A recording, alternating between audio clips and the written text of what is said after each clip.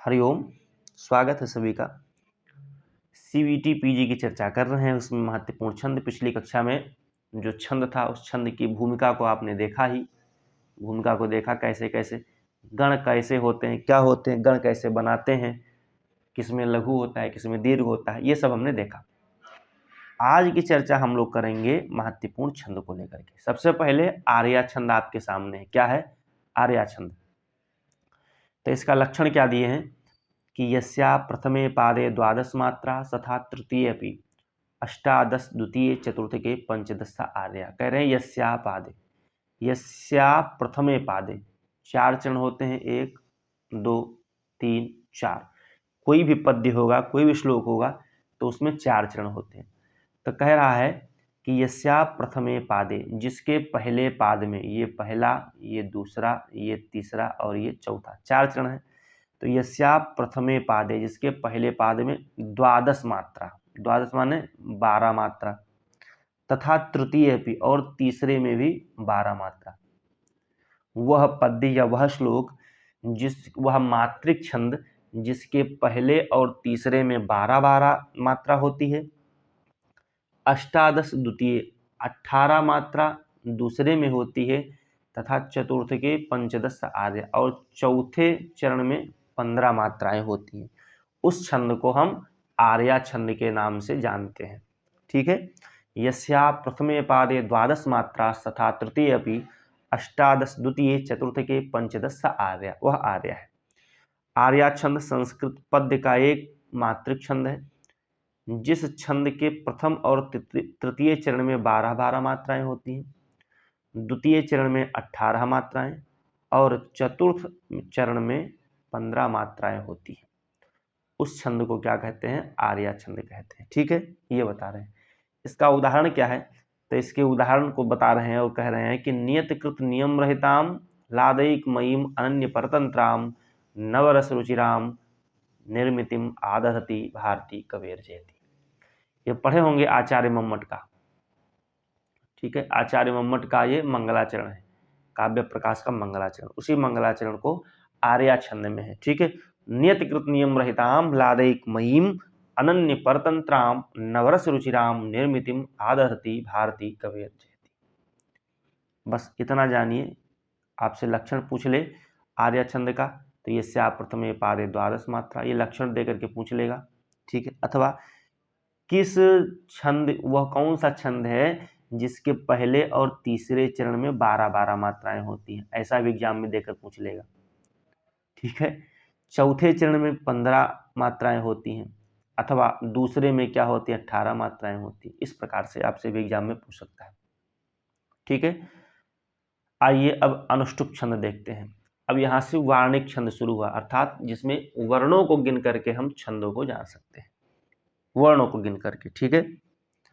अनुष्टुप छंद, अनुष्टुप छंद में कितने होते हैं? 11 होते हैं। देखिए जो 11 वर्ण है, 11 वर्ण कितने? तो 11 वर्ण, 11 वर्ण के 3 छंद हुए। क्षम्यताम क्षम्यताम क्षम्यताम भैया, अनुष्टुप की चर्चा हो रही है, मैं आपको इंद्रवज्रा और उपेंद्र वज्रा पे चला गया था, क्षमा चाहेंगे। अनुष्टुप छंद हम देखते हैं। क्या देख रहे हैं? अनुष्टुप छंद। अभी अनुष्टुप छंद ही देख रहे हैं। अनुष्टुप छंद का लक्षण क्या है? तो कह रहे हैं श्लोके षष्ठम गुरुम गेयम सर्वत्र लघु पंचमम द्विचतुष्पादयोः ह्रस्वम सप्तमम दीर्घ मन्ययोः। क्या है? द्विचतुष्पादयोः ह्रस्वम सप्तमम दीर्घ मन्ययोः। ये अनुष्टुप छंद का लक्षण है। द्विचतुः पादयोः ह्रस्वम सप्तमम दीर्घ मन्ययोः। कह रहे हैं कि श्लोके षष्ठम, अनुष्टुप छंद को, अनुष्टुप को श्लोक भी कहा जाता है। क्या कहा जाता है? श्लोक भी कहा जाता है।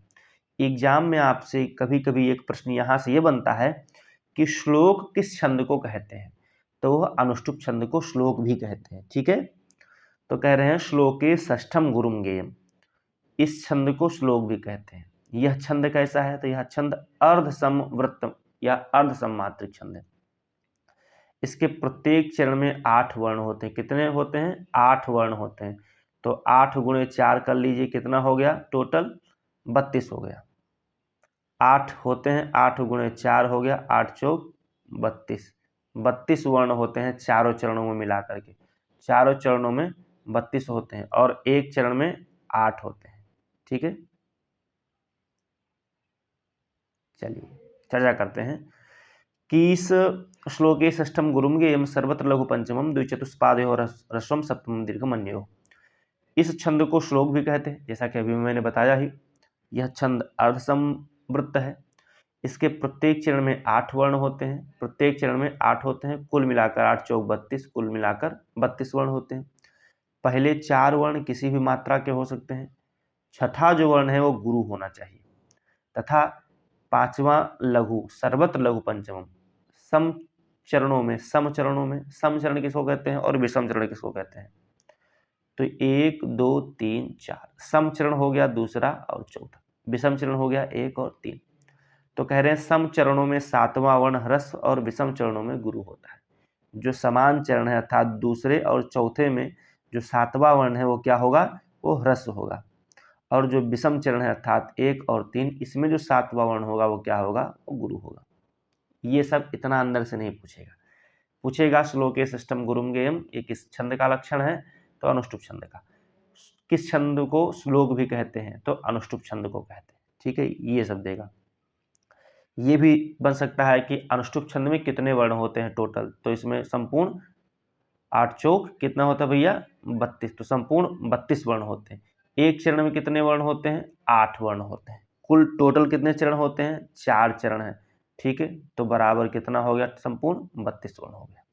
यहां से ये प्रश्न पूछ लेगा, लक्षण पूछ लेगा। पहला प्रश्न, श्लोक किस छंद को कहते हैं? अनुष्टुप को कहते हैं। दूसरा प्रश्न, इसमें कितने वर्ण होते हैं?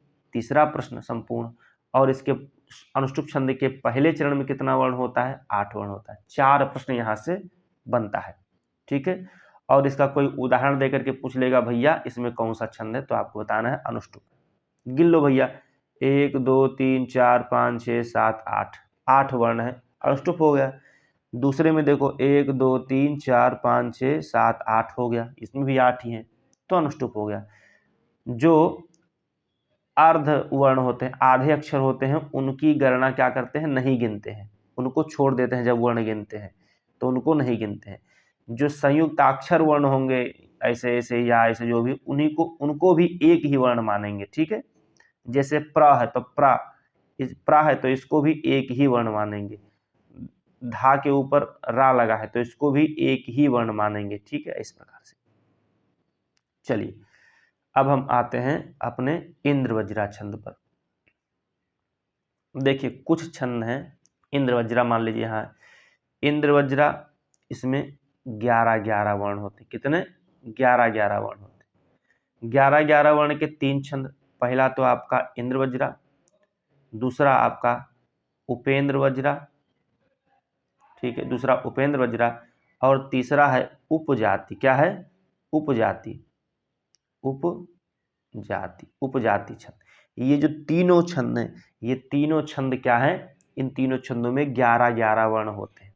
आपसे एग्जाम में छंद दे दे, आप उसमें गिनिए वर्ण, और यदि 11 वर्ण हो तो वहां पर इंद्रवज्रा, उपेंद्र वज्रा या उपजाति, इन्हीं तीनों में से कोई एक छंद होगा। अब हम कैसे मानेंगे कि इंद्रवज्रा है कि उपेंद्र वज्रा है कि उपजाति है? तो जो इंद्रवज्रा छंद है, इंद्रवज्रा की शुरुआत किससे होती है? तो इंद्रवज्रा की शुरुआत आपकी दीर्घ से या गुरु से होती है, इसकी शुरुआत गुरु से होगी। उपेंद्र वज्रा जो है, इस उपेंद्र वज्रा की शुरुआत लघु से होगी। और उपजाति जो है, इसके जो चारों चरण हैं, ये चारों चरण सेम नहीं रहेंगे। इसकी शुरुआत माने उपजाति जो है वो इंद्रवज्रा उपेंद्र वज्रा का मिश्रण छंद है उपजाति। माने यदि उपजाति का पहला चरण गुरु से शुरू हुआ, दूसरा चरण भी गुरु से शुरू हुआ, तीसरा चरण भी गुरु से शुरू हुआ, तो चौथा चरण लघु से शुरू होगा। या इसका पहला लघु से, दूसरा लघु से, और तीसरा और चौथा गुरु से शुरू हो सकता है। माने इसके जो चारों चरण है वो चारों चरण समान नहीं रहेंगे, अलग अलग रहेंगे, या इंद्रवज्रा या उपेंद्र वज्रा। ठीक है, इस प्रकार से। तो हमने अभी सामान्य बताया कि 11 वर्ण के कितने छंद होते हैं? 3 छंद होते हैं। 11 वर्ण के आपके 3 छंद होते हैं। 3 छंद में पहला आपका इंद्रवज्रा है। आप गिनेंगे, कोई उदाहरण दिया होगा 1 2 3 4 5 6 7 8 9 10 11 वर्ण है भैया, अब इसमें इंद्रवज्रा है, ठीक है। ऑप्शन में इंद्र वज्रा और उपेंद्र वज्रा दोनों दिया है, तो हम देखेंगे कि 11 वर्ण है, इंद्र वज्रा में भी 11 है, उपेंद्र वज्रा में भी 11 होता है। लेकिन अब जो उदाहरण दिया है, इस उदाहरण की शुरुआत दीर्घ से है या लघु से है। यदि दीर्घ से शुरुआत होगी तो इंद्र वज्रा है, और लघु से शुरुआत होगी तो उपेंद्र वज्रा है। ठीक है, आइए हम इंद्र वज्रा की चर्चा करते हैं। इंद्र वज्रा का लक्षण है स्याद इंद्र वज्रा यदि तौ जगौगः। लक्षण भी एग्जाम में देकर के पूछ लेगा। स्यादिंद्र वज्रः यदि तौ जगौगः, स्यादिंद्र वज्रा यदि तौ जगौगः, ऐसे बोल सकते हैं। ठीक है, उदाहरण है इसका, हिंदी में अर्थ बता रहे हैं कि इस छंद के प्रत्येक चरण में 11-11 वर्ण होते हैं। कितने होते हैं? 11-11 वर्ण होते हैं। संपूर्ण वर्ण 44 होते हैं, माने 1 2 3 4 है तो 11 होते हैं, तो 11 गुणे 4 चरण, कुल मिलाकर कितने हो गए आपके? तो 44 वर्ण हो गए। ठीक है, 44 वर्ण। इसके प्रत्येक चरण में 44 वर्ण होते हैं।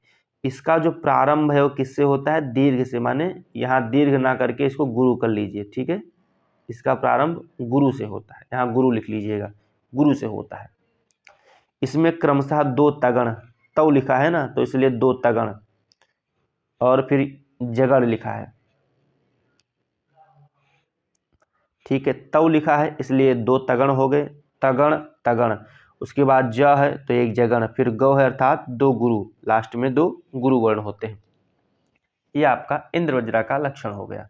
ठीक है, इंद्र वज्रा का उदाहरण क्या दे रहे हैं? इंद्र वज्रा का उदाहरण दे रहे हैं अर्थो ही कन्या परिकीय एव। चलो कोई बात नहीं, उदाहरण देख लीजिए। इंद्र वज्रा का उदाहरण है, किसका उदाहरण है? इंद्र वज्रा। अरे भैया ऐसे लिख ले इंद्र वज्रा। ठीक है, इंद्र वज्रा का उदाहरण है। अब देखो हम लोग गिनते हैं, पहले तो वर्ण गिनते हैं। देखो 1 2 3 4 5 6 7 8 9 10 11, 11 वर्ण हो गया। मैंने बताया कि अर्ध अक्षर को नहीं गिनते हैं। ठीक है, नहीं गिनेंगे। अब इसमें 11 वर्ण हो गया, तो अब 11 वर्ण के 3 छंद हुए। 3 छंद कौन कौन से हुए? तो अभी मैंने बताया आपको कि 3 छंद हो गए। 3 छंद कौन कौन से? तो इंद्र वज्रा, उपेंद्र वज्रा, इसे लिख लेना, और उपजाति। ठीक है, उपजाति। ये मैं आपको उदाहरण देख के बता रहा हूं कैसे। तो गिना हमने इसमें 11 वर्ण। अब 11 वर्ण के इंद्र वज्रा, उपेंद्र वज्रा, उपजाति। तो अब देखना है कि इसकी शुरुआत लघु से हो रही है कि दीर्घ से हो रही है। तो कह रहे हैं इसका नियम है, नियम एक ये भी है कि अनुस्वार से युक्त, विसर्ग से युक्त, अनुस्वार विसर्ग, अनुस्वार हो गया, विसर्ग हो गया, संयुक्त अक्षर हो गया, इस सब, या लघु हो गया, तो इस सब से, लघु नहीं अभी इतना समझिए, अनुस्वार विसर्ग और संयुक्त अक्षर से पूर्व का वर्ण जो पहले उससे होता है वो लघु है यदि, तो वह गुरु माना जाता है। क्या माना जाता है? गुरु माना जाता है। तो यहाँ पर हमने देखा ही कि जो अर्थो है, अर्थो में था क्या है? संयुक्ताक्षर है। ठीक है, तो ये जो संयुक्ताक्षर है, इस संयुक्ताक्षर से पूर्व जो अ है अर्थात जो लघु है, उसको क्या मानेंगे? गुरु मानेंगे। ठीक है, इतना ये हम लोगों ने देखा। तो अब शुरुआत जब आपकी गुरु से हो रही है तो वहां पर इंद्र वज्रा है, यदि शुरुआत लघु से होती तो उपेंद्र वज्रा होता। चलिए उदाहरण देखिए। अर्थो ही कन्या पर की एव तमाद्य संप्रेष्य परिग्रहीतु, तामद्य संप्रेष्य परिग्रहीतु, ये बता रहे हैं, उदाहरण हो गए। इसको गिनिए, 11 वर्ण होंगे, शुरुआत इसकी किससे होगी? इसको हम क्या बोलते हैं? गुरु, गुरु मानिए या दीर्घ, गुरु या दीर्घ मानिए। ठीक है, संयुक्ताक्षर, अनुस्वार और विसर्ग से पूर्व का वर्ण, माने जो पहले का वर्ण है, यदि वो लघु भी होगा तो उसको क्या मान लेंगे? उसको दीर्घ मान लेंगे। ठीक है, ऐसा बता रहे हैं। ये उदाहरण हो गया। अब उपेंद्र वज्रा, उपेंद्र वज्रा जो छंद है, उस उपेंद्र वज्रा छंद का चर्चा कर रहे हैं। उपेंद्र वज्रा, इसका लक्षण बता रहे हैं कि उपेंद्र वज्रा जद, क्षम्यताम, उपेंद्र वज्रा जद जत जात तौ गौ। कहीं पाठ भेद से उपेंद्र वज्रा प्रथमे लघुषा भी मिलता है, पाठ भेद होता है कहीं कहीं लक्षण में। तो उपेंद्र वज्रा जत जत जस्त तौ गौ, ये बता रहे हैं। और पाठवे से उपेंद्र वज्रा प्रथमे लघौषा, ऐसा बता रहे हैं। इस छंद के प्रत्येक चरण में 11 वर्ण होते हैं और इसका प्रारंभ किससे होता है? लघु से होता है, जो मैंने बताया। यही ट्रिक है दीर्घ और लघु वाली कि 11-11 वर्ण होंगे। यदि शुरुआत दीर्घ से हो रही होगी तो इंद्र वज्रा है, और शुरुआत लघु से हो रही होगी तो उपेंद्र वज्रा है। बस यही दो चीज पकड़ लेना। कोई भी उदाहरण देगा इंद्र वज्रा और उपेंद्र वज्रा में कभी नहीं भूलेंगे, ठीक है। इसमें क्रमशः जगण, तगण, जगण और अंतिम में 2 गुरु वर्ण होते हैं, ठीक है। जगण ज से आपका जगण, उसके बाद ता से तगण हो गया, उसके बाद पुनः जगण है तो जगण हो गया, और अंत में क्या है? ततौ अर्थात गौ, लास्ट में गौ है तो 2 गुरु वर्ण हो गए यहाँ से। तथा माने उसके बाद में गुरु वर्ण। अब इसका उदाहरण देखते हैं। उदाहरण दिया कि त्वमेव माताश्च पिता त्वमेव, त्वमेव माता च पिता त्वमेव, त्वमेव बंधुश्च सखा त्वमेव। अब गिनिए वर्ण। तो जो मैंने बताया कि जो अगर मान लीजिए जुड़ा भी है 2 अक्षर है तो उसको एक ही वर्ण माना जाएगा। तो कह रहे त्वमेव माता च पिता त्वमेव, तो गिनिए 1 2 3 4 5 6 7 8 9 10 11 वर्ण हो गए। शुरुआत किससे हो रही है? तो भैया संयुक्त अक्षर ही है, तो ये इसको हम दीर्घ मान लेंगे, गुरु मान लेंगे। तो शुरुआत इसके किससे हो रही है? क्षम्यता, गुरु नहीं मानेंगे, क्या मानेंगे? इसको लघु है। ये लघु कैसे है दिखा रहे हैं। हाँ, त्वमेव माता च पिता त्वमेव, तो ये क्या है? ये भी लघु है। माँ है, ठीक है, ये भी आपका दीर्घ हो जाएगा, और वह आपका लघु है। इसमें दोनों गुरु गुरु हैं। अच्छा, कैसे गण कैसे होंगे? 3-3 अक्षर को लेकर मानेंगे, 3 अक्षरों को लेंगे, त्वमेव इन तीनों को लेंगे तब एक गण बनेगा, माता च इन तीनों को लेंगे तब एक, पीतव इन तीनों को लेंगे एक, और लास्ट में क्या होगा? लास्ट में तो गुरु वर्ण हो जाएगा, ठीक है। ऐसा होता है। चलिए उदाहरण देख लिया, त्वमेव माता च पिता त्वमेव, त्वमेव बंधु च सखा त्वमेव, ठीक है। इस प्रकार से हो गया। शुरुआत इसकी लघु से हो रही है तो यहाँ पर क्या हो जाएगा? आपका उपजाति छंद हो जाएगा, क्षम्यता उपेंद्र वज्रा हो जाएगा। अब तीसरा जो छंद है वो उपजाति छंद आपके पास आया। उपजाति छंद आज हम लोग इसी केवल 11 वर्ण के ही छंद को देखेंगे। 11 वर्ण के छंद को देखने के बाद क्लास को थोड़ी देर हो सकता है विराम दिया जाए। उपजाति जो छंद है, इस छंद का लक्षण क्या देते हैं कि अनंतरोदीरित लक्ष्म भाजौ पादौ यदीया उपजात तस्या, अनंतरोदीरित लक्ष्म भाजौ पादौ यदीया उपजात यस्ताः लिखा है। इत्थम किलान्यास्वपि मिश्रितासु वदन्ति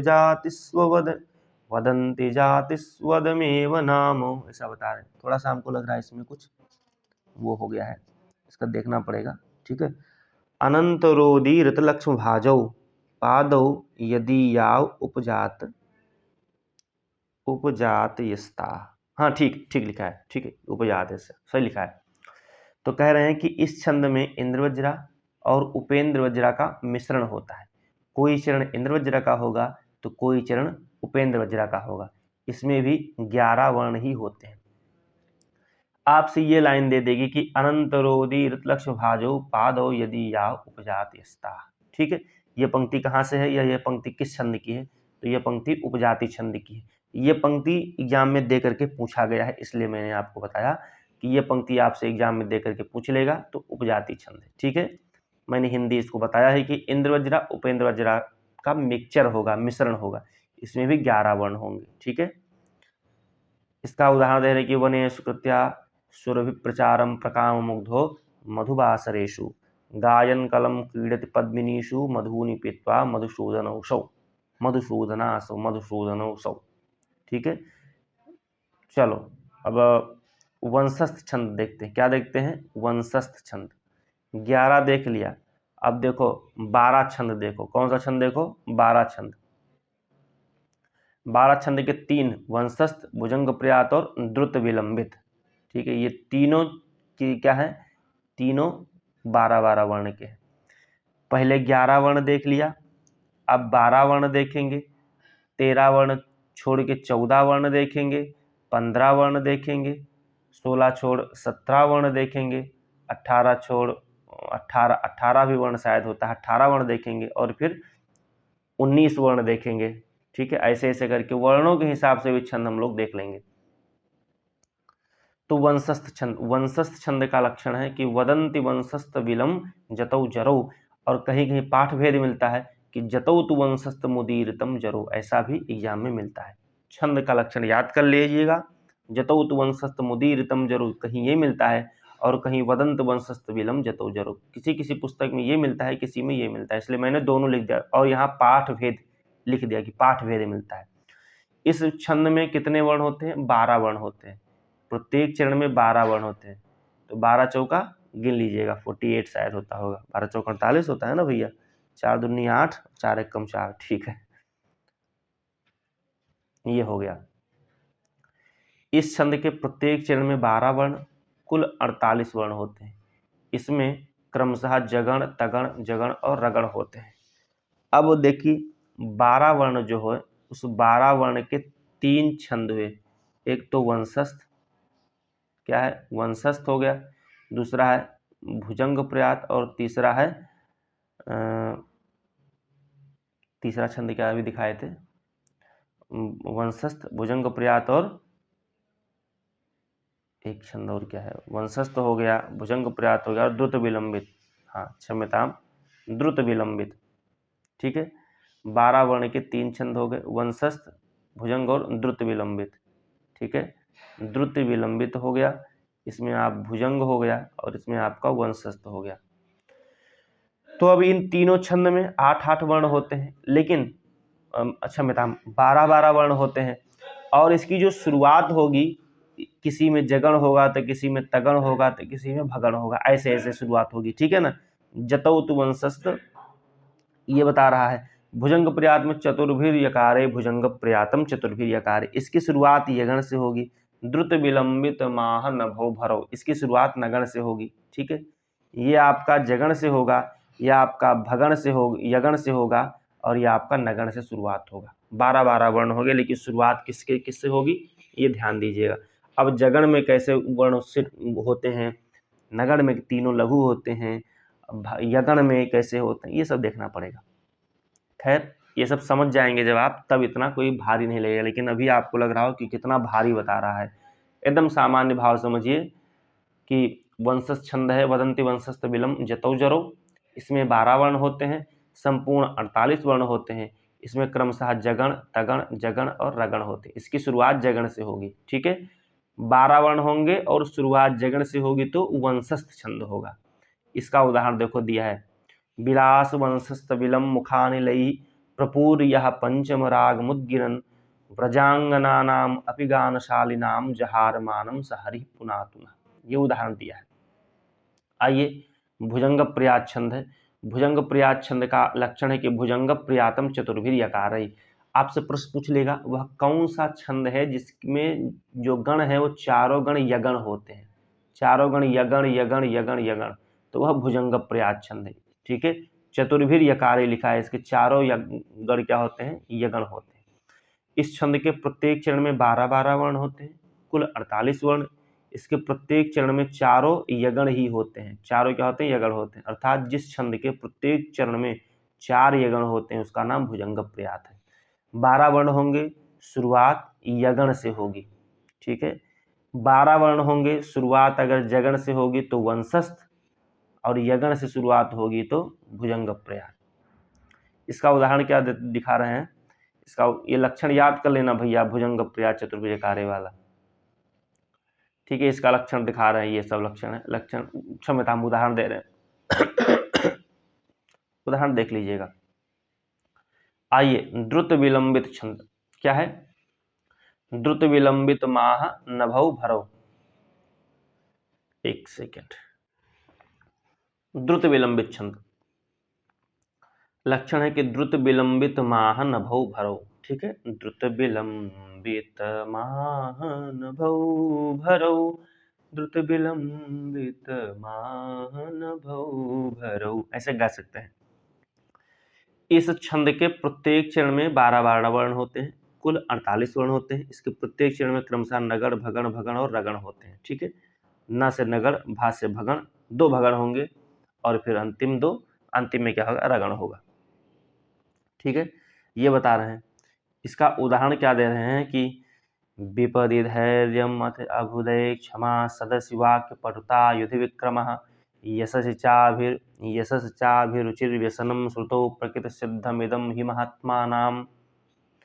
विपदि धैर्यम अथ अभ्युदये क्षमा सदसि वाक्य पटुता युधि विक्रमाः यशसि चाभिरुचिर्व्यसनं श्रुतौ प्रकृति सिद्धमिदं हि महात्मानाम्। ऐसे गा सकते हैं। द्रुत विलंबित महानभौ भरौ, द्रुत विलंबित महानभौ भरौ। ठीक है, तो अब ये जो 12-12 वर्ण था वो 12-12 वर्ण क्या हो गया, समाप्त हो गया। ठीक है, आपको मैं बता दूं कि जो 12-12 वर्ण थे, ठीक है, 12 वर्ण, इस 12 वर्ण से 3 छंद आए, आपका वंशस्थ आ गया, दूसरा आपका भुजंग प्रयात आ गया, और तीसरा आपका क्या हो गया, वंशस्थ, भुजंग प्रयात, और अभी तीसरा अभी तीसरा क्या देखे हैं भैया, एक सेकेंड।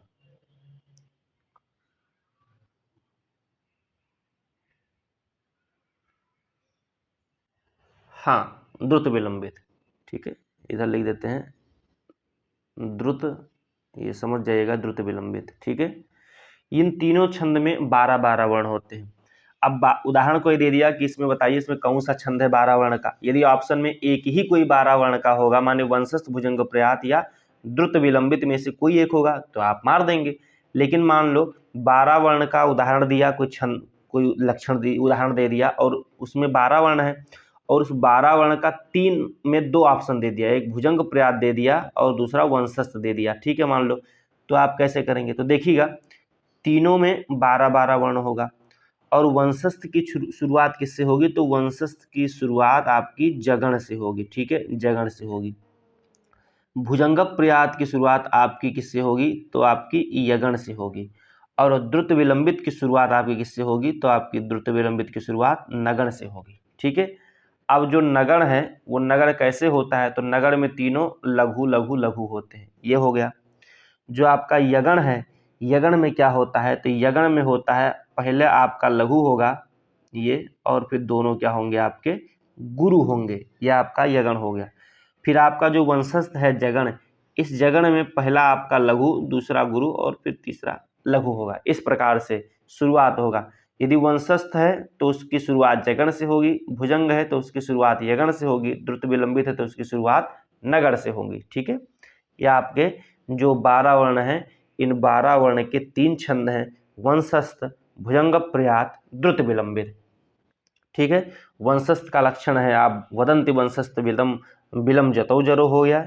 भुजंग प्रयात का लक्षण है कि भुजंग प्रयातम चतुर्भिर्यकारई, और द्रुत विलंबित छंद का लक्षण है, द्रुत विलंबित का क्या लक्षण है कि द्रुत विलंबित माह नभो भरो, ये हो गया। वंशस्थ की शुरुआत जगण से होगी, भुजंग प्रयात की यगण से होगी, और द्रुत विलंबित की नगण से शुरुआत होगी। तीनों में 12-12 वर्ण होंगे। आज हम लोगों ने 11 और 12 वर्ण को देखा। आज की कक्षा को यहीं पर विराम देते हैं। कक्षा को अच्छा लगा होगा तो लाइक, सब्सक्राइब और कमेंट जरूर कीजिएगा। नमो नमः।